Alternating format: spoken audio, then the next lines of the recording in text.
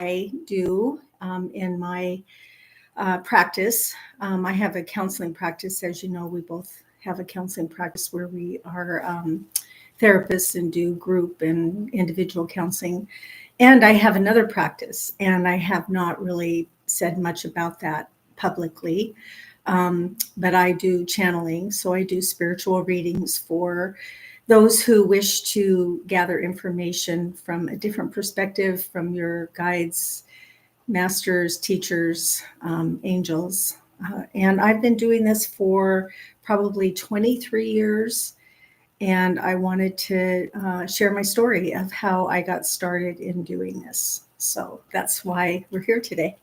And Vince is here for moral support. I have, thank you.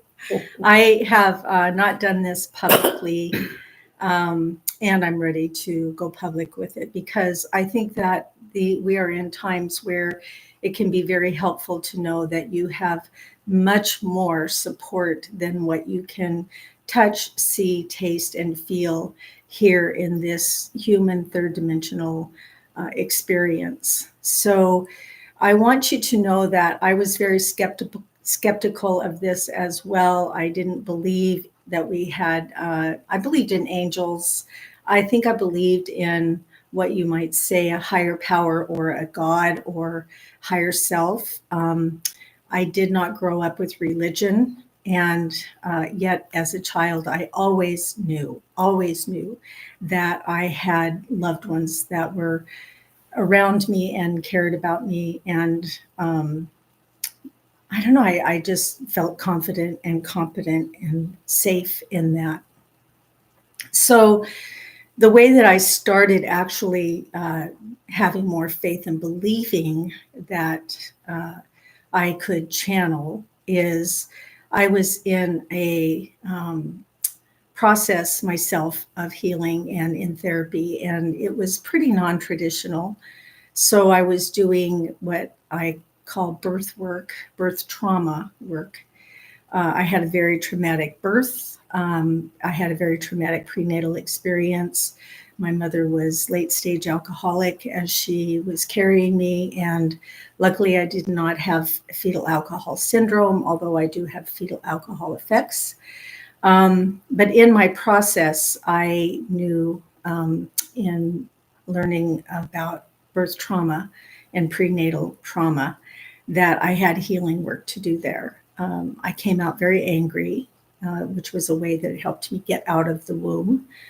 And I'm glad for that. And so part of what happened for me is another piece was that I was married to Vince, and I had a daughter from a previous marriage, my oldest daughter and oldest son from a previous marriage. And my daughter and Vince and I had a dynamic that was difficult. It was a difficult dynamic. I felt pulled apart by both of them. I loved them both dearly, and yet felt both of them pulling at me in a way that that's what actually got me into counseling, is I didn't know how to deal with this. So anyway, oh man, I just messed up my ear. So anyway, I know you think it's so I went to a counselor because I didn't know how to be in this dynamic that we had that was very hard for me. I loved them both so much, and there was a lot of tension. And so that's what started all this. Is my therapist said, you might consider going to see someone that does readings, spiritual readings, and see if you can find out information of other lifetimes that the three of you have had together. And I was like, what? I was very skeptical, didn't even know if I believed in that. But I thought, well, I've really tried a lot and I'll give this a shot. So I went to see a woman that did spiritual readings, and she shared a story, not a story, but she shared with me from my guide. She introduced me to my script guide, whose name is Mark Conan. Mark Conan has been with me in every reading that I have ever done. He comes through as a very masculine energy, wants me to know that he is not a he, that he is all. He is he, feminine, masculine, all. I refer to him as a he because he's comes with such a masculine presence to me. And he came through in that, and I was introduced to him in that particular reading, that very first reading that I ever did. I could actually feel him and experience his presence and know that I had experienced his presence before. It just resonated for me. It's like, I know this guide. I know this guide. And that was the beginning for me. He gave me a very informational piece of my past, another lifetime with Vince and Bridget and I was able to understand the dynamic. And I don't want to share that, what that lifetime was, but it was a repeat in this lifetime, and there was a lot of competition. So that was very helpful for me because I would have never ever thought of that or had that perspective in any way. So that was okay. I walked away thinking, well, that makes sense. And, there wasn't anything in the reading that didn't feel right. It didn't resonate as truth for me. And yet I was still kind of skeptical, like, I don't know if I really believe in all this woo-woo stuff. And then I went to see a person that was doing a group channeling here in Seattle. And when I went, I was, again, very skeptical. And in the channeling, this person was channeling an entity, and it was all about love. I mean, absolutely all about love. And there wasn't anything in it that was, outside the window of what I believed. It was very calming, very helpful, very soothing. And I thought, well, this was a nice experience. And I got up and went to walk away, and leave. And this man came up to me and he said, I want you to know I remember you. And I just looked at him like, what? I didn't recognize him. And he said, I remember you from another lifetime that we had. And I really thought that was wacko. I'm like, okay, well, see you later. But again, the experience that I had with this person, this entity that was being channeled, was very sweet. It was very loving, and I felt very soothed by it. So there was another little piece of me like, maybe there is something to this, that we have loved ones on the other side, in other dimensions. And, so I was becoming less and less skeptical. Back to doing the birth work that I was doing in the birth trauma work that I was doing in my therapy. I was at a weekend intensive therapy weekend, and we were going to be doing this breath work. And in this breath work, you go very deep and into almost an altered state. And I knew that I needed to get to this trauma that I was carrying in my body. I knew it. And I had not been able to get there. So I said, okay. I said to my script guide, Marconin, I said, okay, if you are real, if you truly are there for me, I want you to show yourself to me so that I know that you're going to be here as I go into this work. And he appeared. They appeared. And when I saw him, I knew it was Marconin. He looked exactly the way he was described to me by the person that had done the reading. The presence I knew and felt and remembered. And he was right there. He was a very strong, protective energy. And then there were two other guides, one on each side of him. And they did not show a face at all. They actually turned away, and they had their backs to me. But he faced me so I could see his face. Now, they are not in bodies necessarily. And so when they come through in a body because that's the way that we can relate and feel more affirmed that they're there. So as soon as I saw him, I felt this presence of, I'm going to be safe. And I can go into this. I can do the breath work, and I can go into the trauma. And I did. I went as deep as can go. And I was able to express and release the trauma that I had experienced in my prenatal time. Very, very healing. And I came through that, of course, and it was a weekend retreat. And so I had lots of support afterwards to process.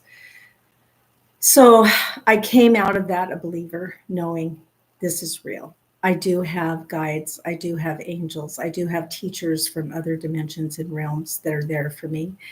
Everybody does. I know this. I have been doing readings for over 20 years, and I know that everyone has guides, teachers, and angels, master souls that are there to support them. So I came out a believer. And, I did a number of readings with this person, and she recorded all of them. And at that time, she recorded them on cassette tapes. So I kept all of my tapes, and they were all dated, of course. She had birds, and you could really hear the birds in the background. She had these birds in her house that drove me crazy, but they came through on the tapes, and it was always funny, like, oh, there's her tapes, there's her birds. So I had a number of readings with her, and I was told in very early on in the readings that I would be doing what she does. And I'm like, what do you mean? I'll be doing what Joan does. Her name was Joan.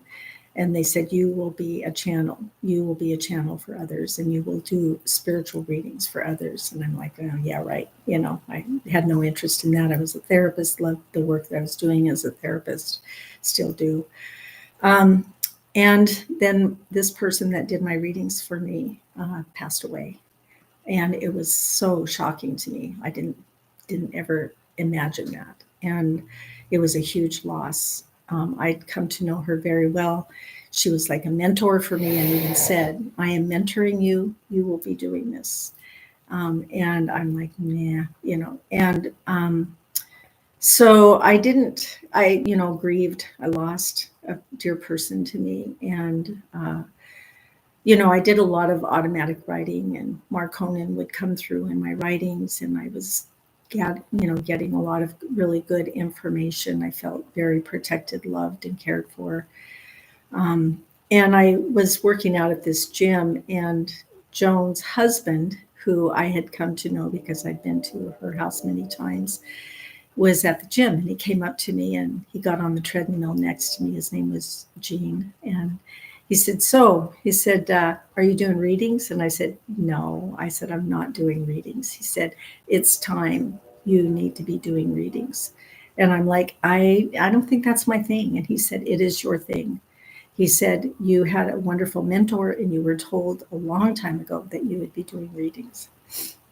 And I said, I'm not ready. He said, it's time. It's time. He said, it's been a year since Joan has passed, and it is time for you to be doing readings. And I just laughed it off. And, we had a good friendship. So we giggled and talked and reminisced and stuff while we were on the treadmill. And then it was a few weeks later, and I had a new client come in to see me, and they were coming in to see me for counseling. And at the end of the session, they looked at me and they said, I understand you do readings. And I said, what? And they said, I understand you do readings. And I said, no, I don't do readings. I said, I may in the future, and I'm not doing them. I'm not ready for that. And she said, I want you to do a reading for me. I said, I don't do readings. And she said, I want you to do a reading for me. I don't care what it takes. She said, but I want to set up an appointment, and I want to come in and have you do a reading however you do it. And I said, okay. I said, I will do that. And I'm going to do it through oracle cards. So I did it through a deck of cards, which were like the medicine cards, which were spirit animals. And you can do a spread. So I did it all through that structure. And she came back in a week later, and I did the reading for her. And I spent so much time with these cards and trying to understand all of them. And then when she came in, I shared all that with her. And the cards are, if you've not ever done cards, they usually are spot on. And there are so many different cards that you can use. I used the medicine cards at that time. Anyway, this person loved the reading. I mean, they were like, oh my gosh, they just got so much good information. And I just thought, well, great. Okay. But it wasn't really me. It was the cards. I was just channel, I guess you would call it. The bridge. The bridge, that's what I was. And that's what I am, is a bridge between your loved ones and you. So that was the first reading that I ever did, and I didn't see that person again. What I understand is they had moved, and that was the beginning for me of doing readings. So that's how it started. And I had a degree in counseling psychology and knew that I wanted to go further with my education. So I went on and got a master's degree and it was a very wonderful program. It was through Center for University of Metaphysical Sciences. And it was an alternative type program, but it was so amazing for me because I could take courses in things that were outside the box.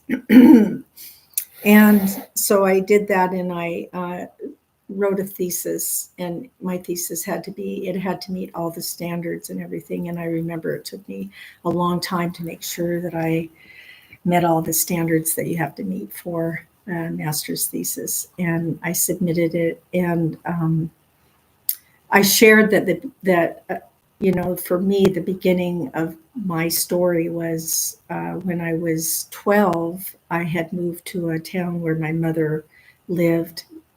And my mother was she was an alcoholic who had tried many times to get clean and sober and really struggled with that. And she had a bout of being clean and sober. And so I moved with her to this little town, and I didn't know anybody in this town. And on the way there, on the move, she had started drinking, and it took us over a week to get to that town because she would just pull over and sleep. And I didn't know where we were, really. I was, pretty scared and lost. But we actually got to the town, and she had an apartment, and she drank for a very long time. And then she got sober because my oldest brother had said that if she didn't, he was going to get custody of me if she didn't stop drinking. And he was 14 years older than I was. So she sobered up, and I started school in September, and loved it there. It was a very small town. And I had a group of friends. I was very popular. I was a chameleon. I could be whatever I needed to be to fit in. I'd learned that very well in my life. I was very popular, ran with a group of kids that were like the cheerleaders and football players and all that. And we would go to this place downtown and after school, and I saw this boy across the street, and had never, noticed him before. But the minute I saw him, I knew him. And I said to my friend, "Who is that?" And she told me his name. And I said, "I have to meet him. I have to." And she said, "Really?" Because he wasn't in the same crowd that I was in. He wasn't, he was a year older than he was 3 years older than I was. So he was grades ahead of me. She said, "You want to meet him?" And I said, "Yes." I said, "I already know him. I have to see him. I have to meet him." And his name was Russell. So she introduced us. And I knew the instant that I saw him and was introduced to him that I had known him from before, and that a deep, deep knowing that we were connected. So he and I started up this deep friendship, and I'm 12, right? We started this deep, deep friendship, and then it was very short after that, a short time after that, that my mother started drinking again and had left to go somewhere in another town for an AA meeting and hadn't come back for a couple of weeks. And that whole time, he would walk me home after school. We would, spend time together doing things, and then he would go home and I would be at this apartment. But he was really what got me through that time. And then I also knew that I needed to let somebody know after a couple of weeks that my mother had not come back. So I went to an Episcopal church because this town was right on the border of Utah and Wyoming. and it was all Mormon, and I knew that my family had done things at the Episcopal Church, so I found this little church, went there, and asked to talk to the pastor there. His name was Father Consolving, and I met him and I told him what was going on with my mom. And Russell had said to me, "You have to tell somebody. You have to tell somebody." So I told this Father Consolving, and that next day, my other brother was there to pick me up. And I was at the movies with Russell. And my brother came into the theater, tapped me on the back of the shoulder, and said, "Come on, we got to go." So I didn't get to say goodbye to Russell, and I didn't get to have any closure with him. I moved out to Seattle, lived with my brother and his family. They were wonderful to me, and I was so grateful that they were there.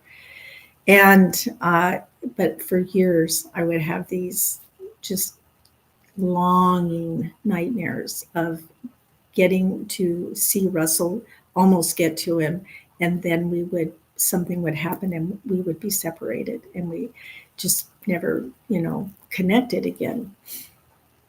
So it wasn't until I was in my 30s, I'd been divorced and remarried, was married to Vince, and was in therapy, and I continued having these longing dreams, and I really didn't even know Russell anymore.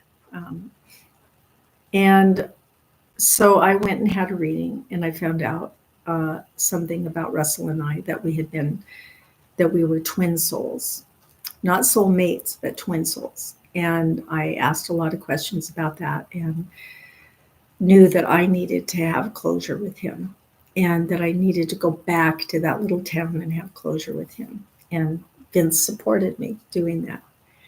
So I did. I went back there, and he was late stage alcoholic. He was completely emaciated. It was like so sad to me.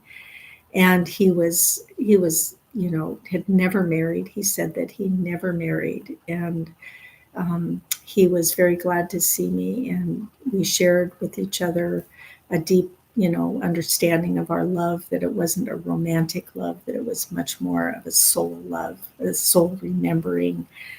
And I went back 3 times to try and have closure with him. And the third time that I went back, I drove to this place right on the border of Utah and Wyoming. And Vince and our son went to Lake Tahoe, and I was going to drive to Tahoe and meet them afterwards. So I had been told in a reading that I could have completion and closure with Russell in this lifetime, that it was possible, but that I needed to hold the intention. So I did. I held the intention. And the third time that I went back, I was very, very intentional that this would be the time of closure for us, completion in this lifetime.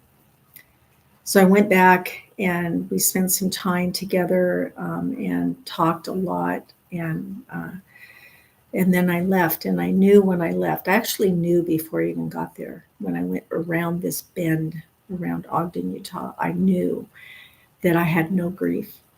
And at that point in the past, I'd always had this wave of grief come up when I went around that bend. This particular time, I had no grief. So I thought, this is it. I'm complete.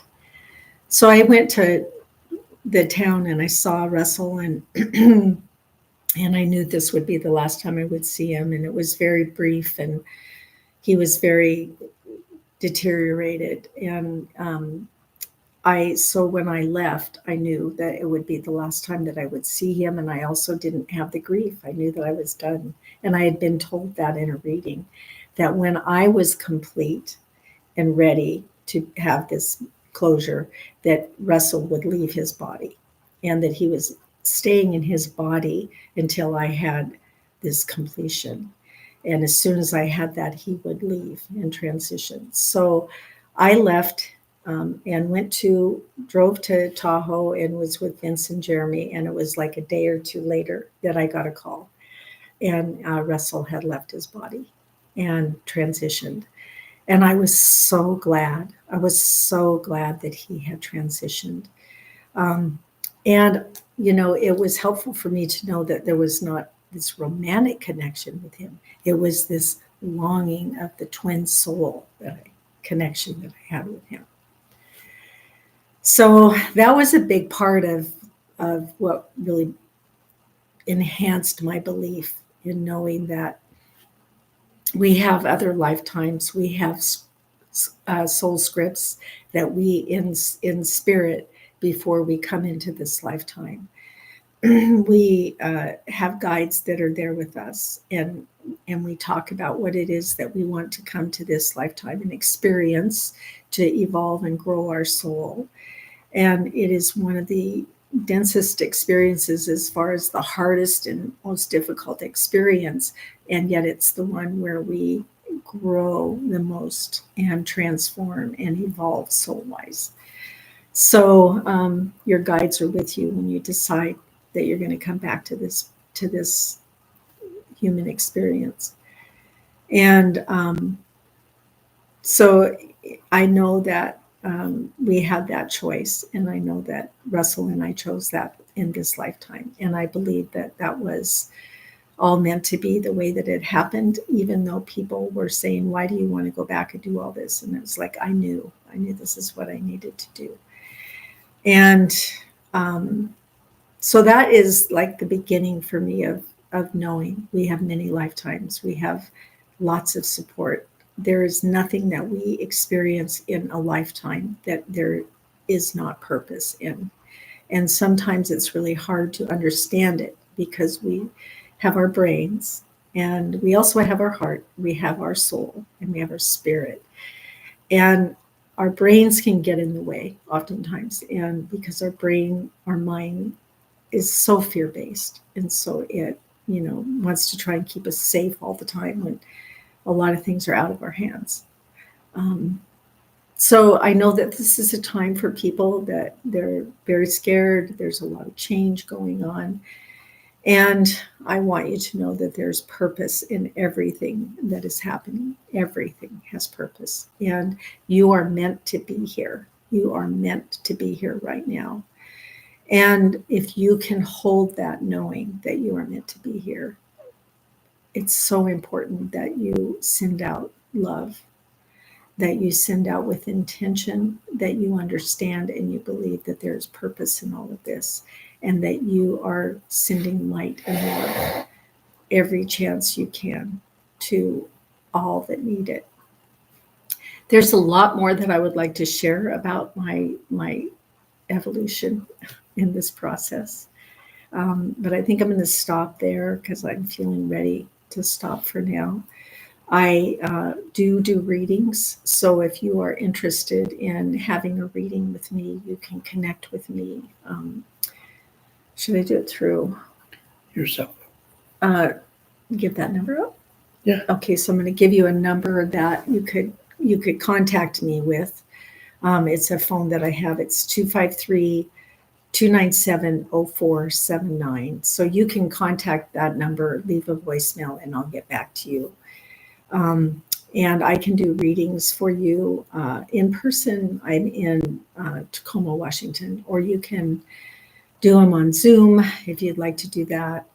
It's not as, I can do it on the phone if you like, but it's nice to be able to see each other, I think. And you can record it. So I know for me, I saved all of those recordings of my readings, and every time I would go on a long trip, I would listen to them in my car, and I would hear something more that I hadn't heard before.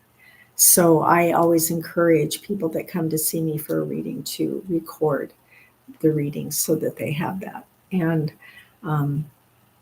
yeah, I think I'm feeling really ready to stop now. There's much more that I could say, but I think that's enough. So I will continue this another time, and hopefully this is helpful for all of you that are watching to know that you are not alone. You have lots of support. You have lots of loved ones that surround you always. All you need to do is ask, and they will be there in a way that is even more present. And I strongly encourage you to do some sort of a cleansing ceremony for yourself every day, like even in the morning of lighting a candle with the intention that you are clearing any negative energy that may have attached itself to your aura through the time of sleeping or through the time of that day before. Because there's a lot of energy out there that can cling, excuse me, cling to your aura and can create havoc for you.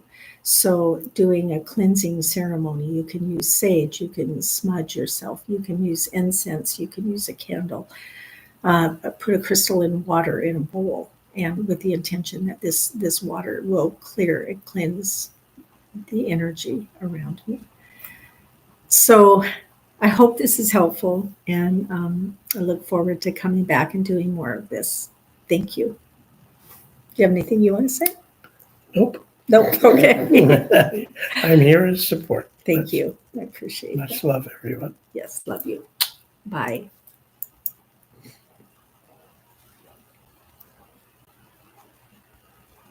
Appreciate it.